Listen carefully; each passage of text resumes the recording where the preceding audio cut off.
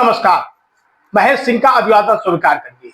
दोस्तों, यदि आप ग्राम प्रधानी या फिर बीडीसी या फिर जिला पंचायत अध्यक्ष के चुनाव लड़ने की तैयारी कर रहे हैं तो अब आप एकदम जुट जाइए, इसलिए कि आपके पास अब समय नहीं है। यही नहीं, यदि आप मौजूदा समय में गांव के प्रधान हैं तो आप अपने काम भी जल्दी से निपटा लीजिए। वजह यह है कि अब नवंबर या दिसंबर तक आपके बस्ते जमा हो सकते हैं। इस मामले को लेकर के शासन पूरे तरीके से अब कवायद करने में जुट गया है।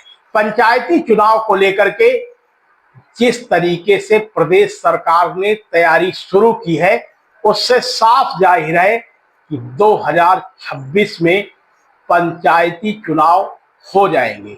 ग्राम प्रधानों को इस बार तमाम तरीके की सुविधाएं भी मिलेंगी और तमाम तरीके की योजनाओं का विकास के जरिए उनको लाभ भी मिलेगा।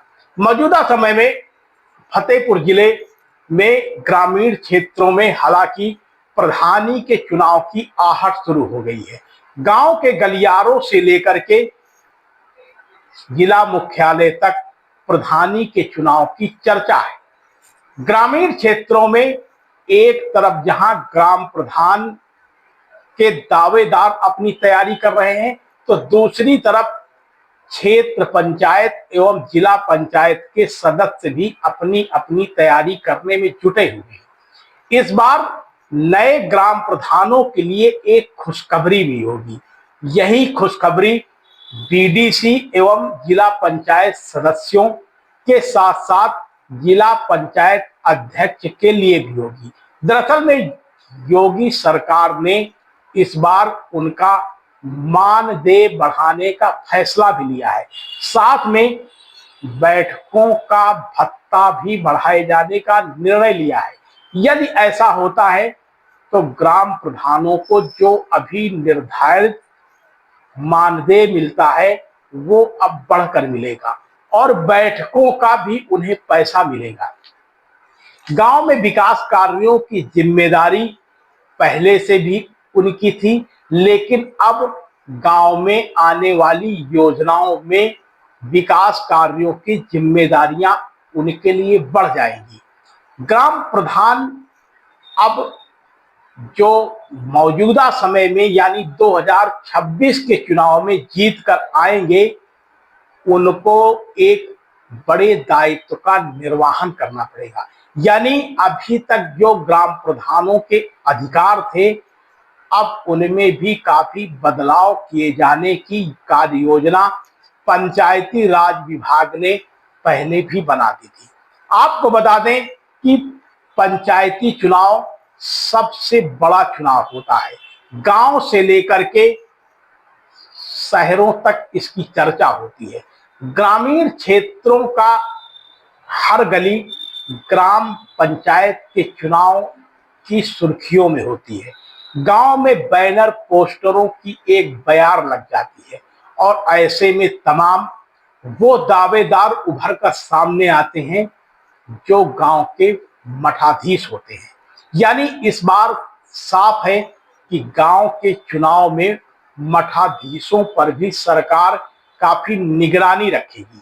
ग्राम प्रधानी के इस चुनाव को लेकर के जिस तरीके से सरकार ने अब कार्य योजना तैयार की है, उससे लगता है कि 2026 के शुरुआती दौर से ही पंचायती चुनाव का बिगुल चरम सीमा पर होगा।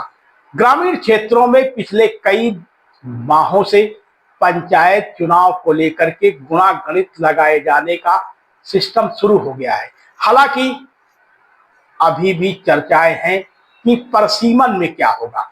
परसीमन एक बड़ा सवाल गांव के गलियारों में शुरू है, लेकिन अभी फिलहाल जनगणना नहीं हुई है। 2021 में जनगणना होनी थी, जिसके अनुसार परसीमन भी तय होता है, लेकिन कोरोना का काल होने की वजह से सरकार ने इस जनगणना को टाल दिया था। यानी साफ है कि जो पिछली जनगणना 2011 में हुई थी उसी के हिसाब से चुनाव होंगे। अब रही बात गांव में आरक्षित होने वाली सीटों की, तो उनका मापदंड तैयार करने के लिए जिला प्रशासन ने भी गोपनीय तरीके से तैयारियां शुरू कर दी हैं। पंचायत राज विभाग से लेकर निर्वाचन कार्यालय तक को इसकी जिम्मेदारियां सौंपी गई हैं। कहां पर पिछड़े वर्ग की सीट होगी, कहां पर एससी की सीट होगी, कहां पर सामान्य की सीट होगी, और इसमें महिला या पुरुषों कि कहां कहां सीटें होंगी, इसको लेकर के बाकायदा परिसीमन की भी रूपरेखा तय हो रही है। लेकिन यदि मौजूदा समय के जो ग्राम प्रधान हैं वो अपने विकास कार्यों में तेजी नहीं लाएंगे तो धोखा खा जाएंगे। सरकार से मिलने वाले धन को यदि वो समय पर अब खर्च नहीं करेंगे तो हो सकता है कि दिसंबर या फिर नवंबर तक उनके बस्ते जमा कराए जाने को लेकर के सरकार आदेश पारित कर दे और उनके खाते भी बंद कर दिए जाए। ऐसे में यदि उनके खातों में पहुंची विकास की धनराशि डंप रह जाएगी तो वो पूरे तरीके से उसका लाभ अगली पंचायती में होने वाला प्रधान ही ले पाएगा।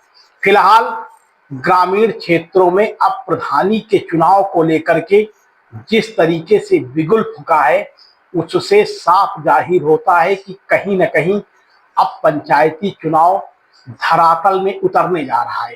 ग्रामीण क्षेत्रों में प्रधानी के उम्मीदवारों को लेकर के इस बार युवा लॉबी काफी तेजी के साथ सक्रिय है। युवाओं के बीच में गांव का प्रधान बनने का एक नया सपना देखा जा रहा है। इस सपने में एक तरफ जहां सियासी दलों के लोग जुड़े हैं, वहीं दूसरी तरफ गांव के प्रतिष्ठित लोग अपने बेटों को भी चुनावी समर में उतारने में जुटे हुए हैं। यानी साफ जाहिर है कि फतेहपुर जिले में अब पंचायती चुनाव पूरे तरीके से चरम सीमा पर है। आप बने रहिए सपथ समाचार में। बहुत बहुत धन्यवाद आपका। आप कहां से खबर देख रहे हैं, हमारी खबर को लाइक करना, कमेंट करना एवं सब्सक्राइब करना ना भूलें, ताकि पंचायती चुनाव से जुड़ी हर खबर हम आप तक पहुंचाते रहें। आप देख रहे हैं सपथ समाचार।